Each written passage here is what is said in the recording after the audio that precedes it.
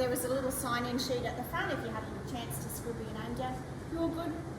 Yep. No need to rush. All good. So, welcome back if you were here last year, and welcome last week, and welcome to anyone who's new this week and wasn't here last week. Okay, so that's all good. So if you've got any questions about the research or anything behind why we're changing, we covered that last week, but I can probably answer some questions this week as well. So this week's focus is on the sequence of sounds that we teach at Belgian Gardens, and a little bit about what these cute little magnets are in front of you, known as the E code. So that's very 2020 language. So here's a video of a class actually performing a sound drill. Now the sound drills in prep, when we first introduced sounds, we'll introduce a picture, and we will daily put those pictures up and go for nose, So they're getting to associate that the sound at the start of that word nose is the sound. So have a look at the video. We probably should, do you want me to turn the lights off? Yeah, maybe. Liz, can you see if the light switch just up there? That probably is better. Thank you.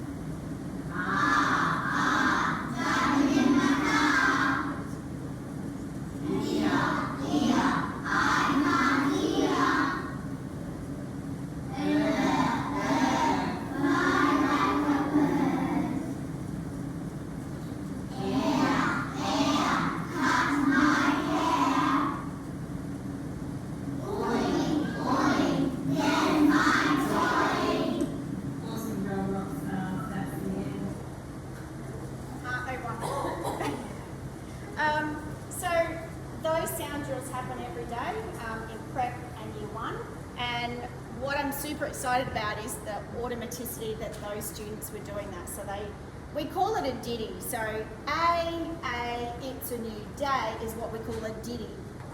The focus isn't on learning that A is for new day, but when we get into more complex spelling, when they're spelling a word like cake, they know it has got the A sound, like in the word day, but there's an alternative spelling. So that's where the English language gets a little bit difficult.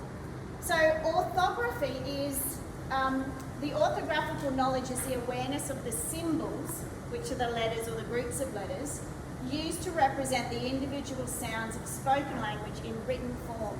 So the complexities of the English alphabetic code include, oh look at that, number one, excuse that. Number one sound or phoneme can be represented by one letter. So for example, the k sound can be represented by k. The sh sound is actually represented by 2 letters. The sound is by 2 letters. The I sound can be represented by 3 letters. The A sound by 4 letters. So there's a lot of decision making when students are writing and also when they're reading. The second complexity is that one sound can be represented by different spellings or graphics. For example, O, as in the word boat, can be represented with just the letter O, OA, OW, OE, a split digraph, which is, we used to call it like a magic E, so in the word choke, OE, EAU, as in bow, or OUGH,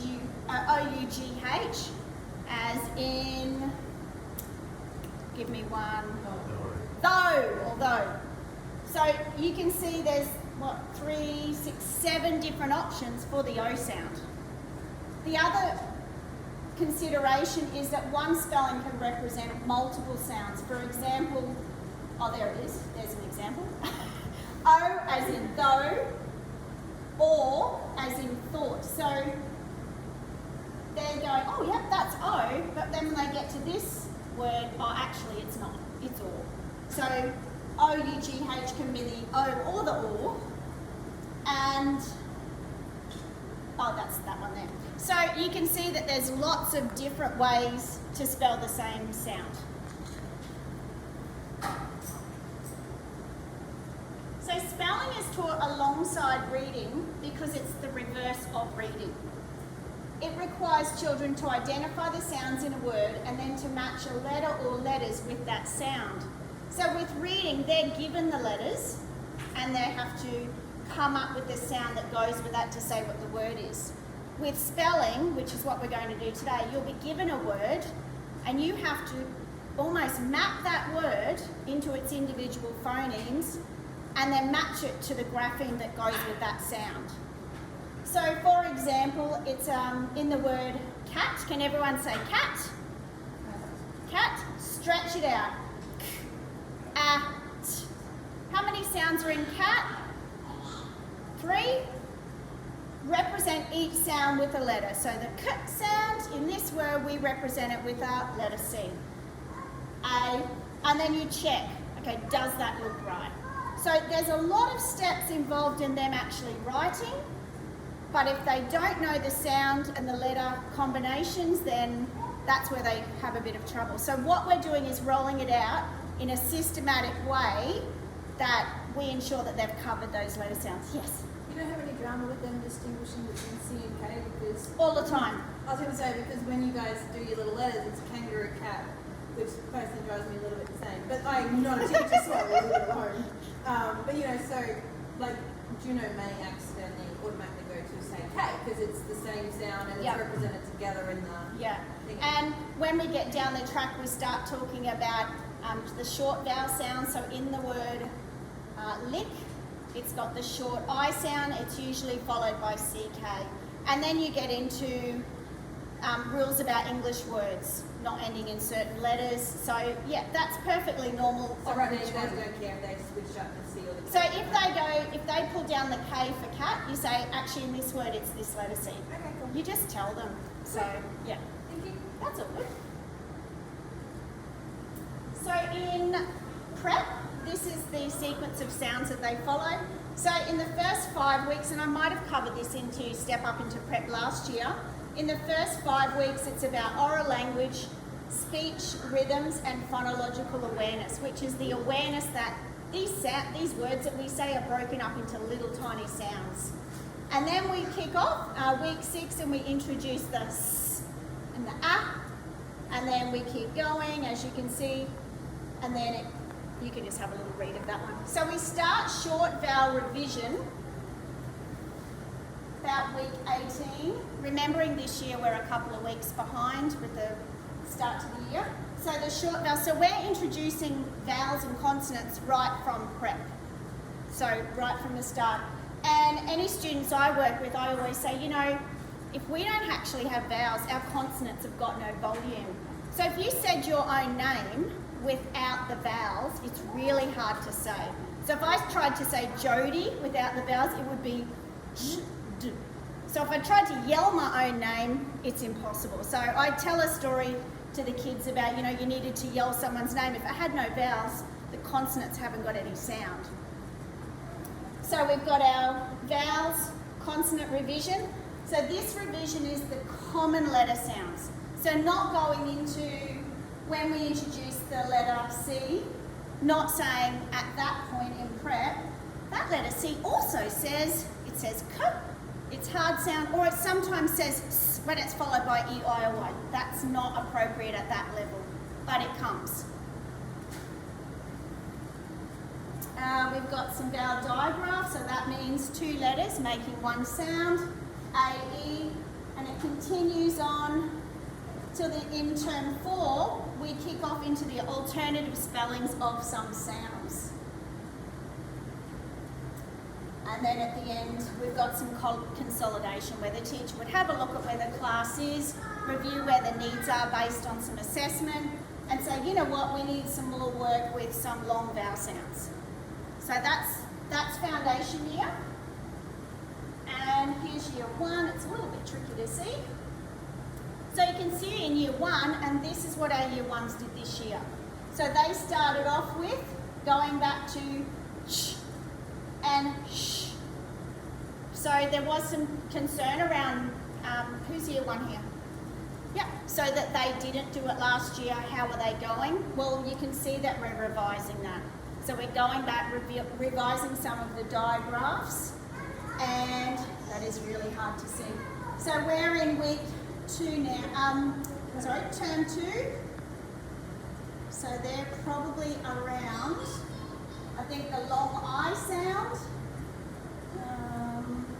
What are you getting for homework at the moment? Yeah, so it would probably be coming home in the homework anyway. I want to make that bigger, but I can't really see it. So you can see at the end of year 1, there's consolidation again. But what do you notice about all of these, pretty much that entire term, and a big focus in term 4? Every single week is pretty much about vowels, different combinations. When they get up into the higher grades, we've seen that a lot of trouble they have with spelling is about the different ways of saying the vowel sounds. So we do spend a lot of time with those vowels. This is a pass drill. So pass meaning a phonological awareness daily drill. So with this one, it's not as long, but I just want to show you the children tapping out and phoning back in the sounds. Where's an R in the word? In the middle. Thank you, Charlotte, for putting your finger. Alrighty, let's start.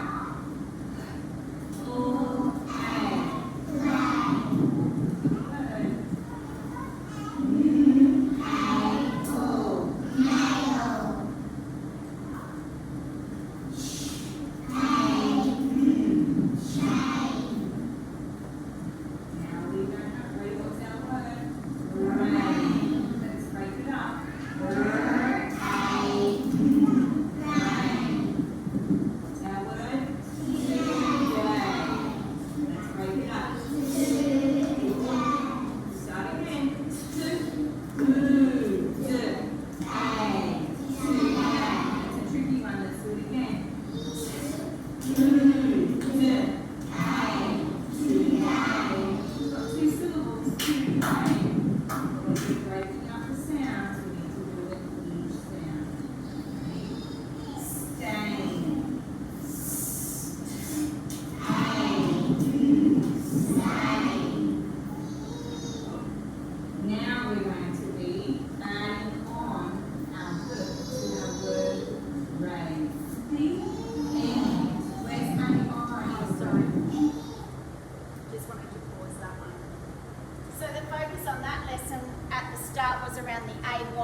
sound, the A sound, beg your pardon. And did you hear Kylie at the start say, where is AY usually at the end and AI is usually in the middle of the word?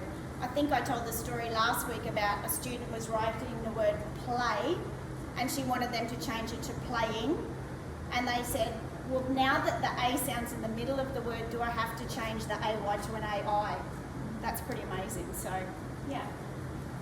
So they're the ditties that you would have just seen Kylie performing there and the students. And this is our E-code with the alternative spellings.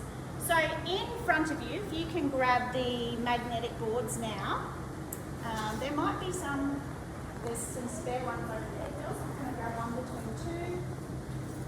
And we're going to phone in map some words. So my biggest tip is spread all the magnets all the way around or you've got it however you like. So can we start by finding the sat-pin sounds, which are the snake, the apple, just pull them aside so it's a bit easier for you to find. The snake, the apple, the tennis racket.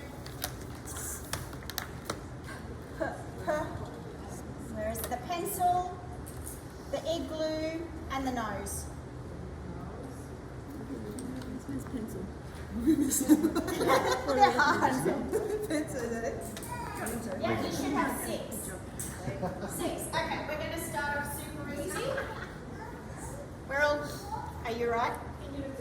Yep. S, A, T, tennis racket, P, pencil, igloo, and nose. Thank you. Okay, so we'll start off super easy. So can we phoneme map the word pin? So just pull down the sounds you can hear. So pull down the pencil, pull down the igloo, or pull up wherever they are, and the N for the nose. And then underneath it with your whiteboard marker, you would write the grapheme that goes with those letters. So the letter P for pin, you can write it or not, it's up to you. Okay, so pop those all back. Well done, everybody. Well done. All right, next one. Can we try the word spin? Spin. So, and I would be saying to the students, how many sounds can you hear? And they may choose to tap them down their arm. So, s, p, I, n.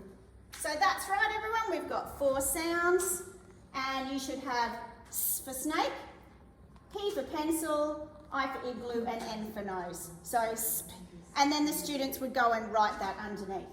Okay, pop them aside. Excellent. Now step it up a bit. So year 1, we're adding in M. Oh, look at it.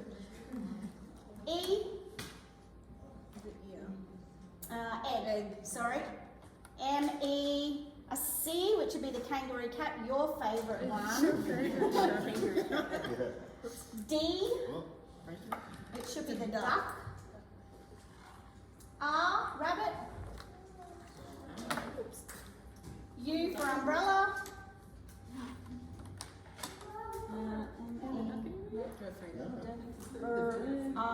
G. What's the G? Guitar. Yep. Is that it? Ah, it's blue. Oh, there it is. And lucky last is an O. Well done. So now we've got, we've still got the SAT PIN, and now we've got the next letter sequence. So this is in the order that we teach them. So next week we're going to talk about level 1 sparkle and what that looks like. So level 1 sparkle is just the SAT PIN and lots of blending with those words. Level 2 is the set you've just pulled out, as well as the first lot. Okay, so let's map some new words with those ones. I'll give you a second. Sorry. No, don't be.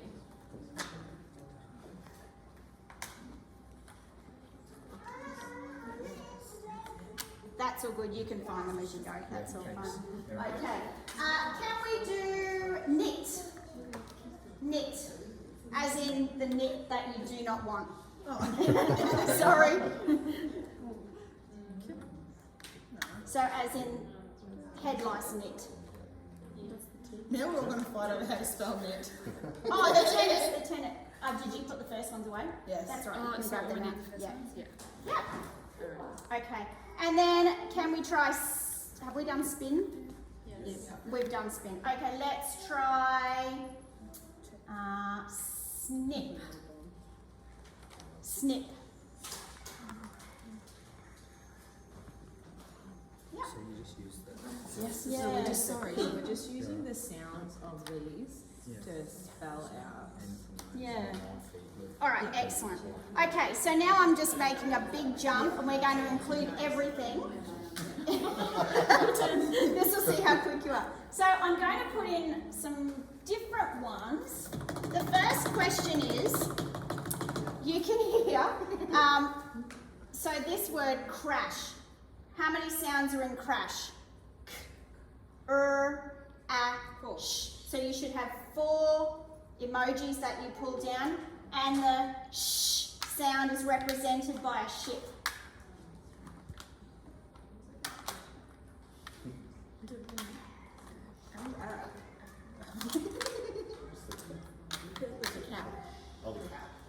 Yep, that's it. That's it. Yep. My favourite. So you should have the cat, the rabbit, the apple, and the ship. So can you write now the grapheme that goes underneath? So write the letter that goes with each sound underneath. So you can use the whiteboard markers there. Yes. You got it. Great job. Don't.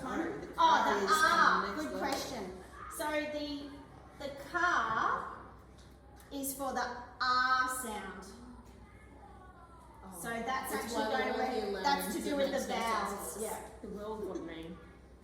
The word I know. A is in day. I'm like, what's the world mean? Yeah, and that's okay because we're going in with a knowledge of different words, but they're okay. Then what's this one? This one is air. Air, cut my hair, not R. I'm sorry, I need to be here. No, that's right. I love this. All right, here's one that I got tricked up with. So think about the word which.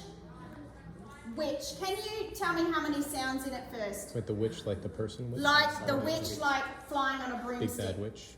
I would say 15. So we've got a 4 here. We've got a 3. You think 3? Well, you did very well.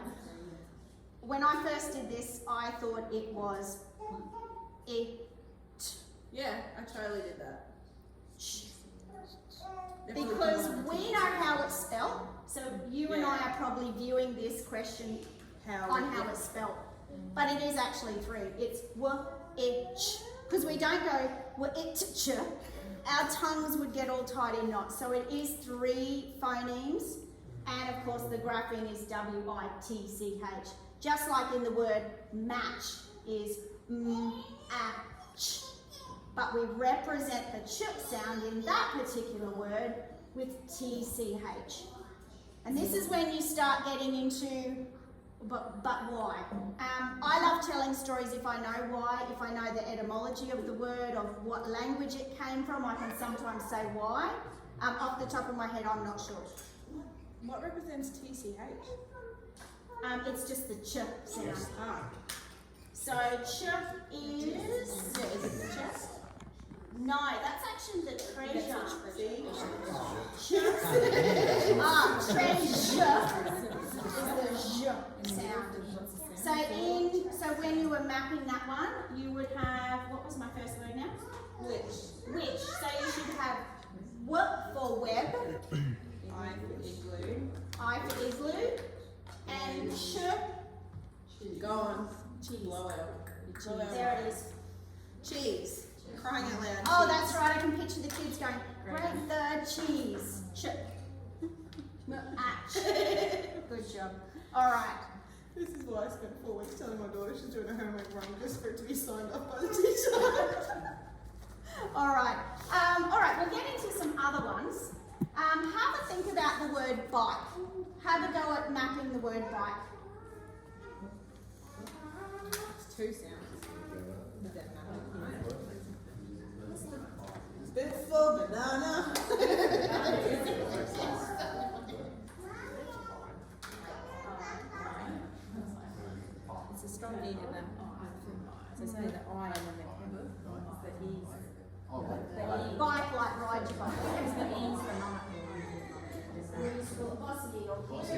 One sound on the other.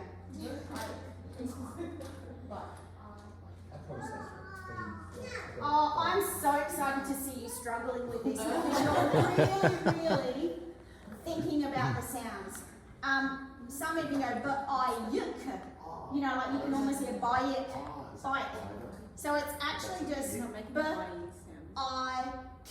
Yes. 3 sounds. Alright. And it should be represented with the banana. B-I.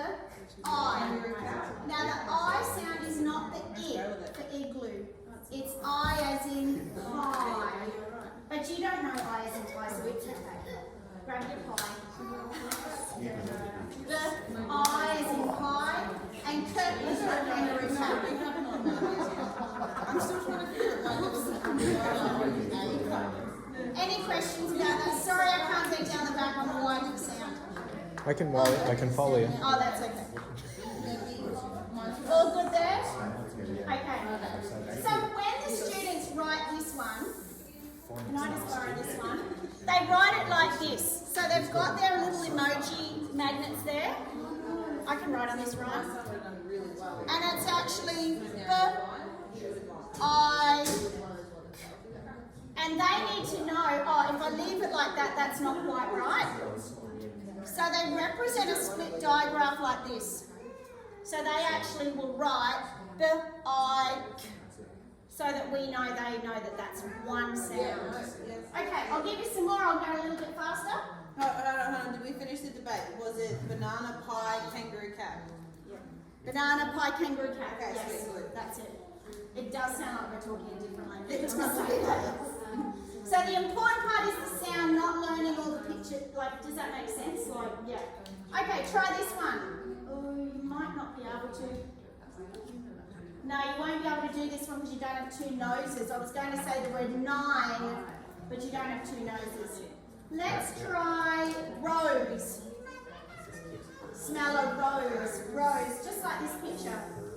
So one of the activities we do is the students get a set of cards, they look at the picture, they phoneme map the word.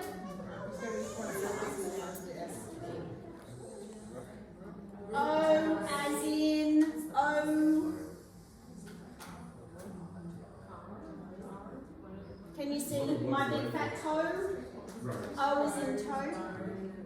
Not you. Sorry, this question was about O here. You're wondering about the O. Oh, right. Yeah, no, I don't think you're wrong. I think that's it. Yeah, no, you don't. I know what you mean now, Charlie. This is why I knew I needed to. Any questions about that one? So again, it's that split digraph. So you should have an R for rabbit, O for the big fat toe, and ooh, interesting. What are you thinking? Rose. Interesting. So we're talking about the last sound in rose. O's. What can you hear at the end? Z. Ah. Did you end up putting the S or the Z? I used S. Because we go in because we already know the spelling of the word. So it actually is the zebra. So it's Well, I was going to put my hand on O's. the zebra was. yeah. And do you know what? I would have done exactly what, because I know it's an S, so I'd be looking for the S. But we're going in from a sounds point of view. So rose. Think about the word was. Think about the word his, has. It all ends in the Z sound, which is why often in their writing we see the students writing the Z, the letter Z.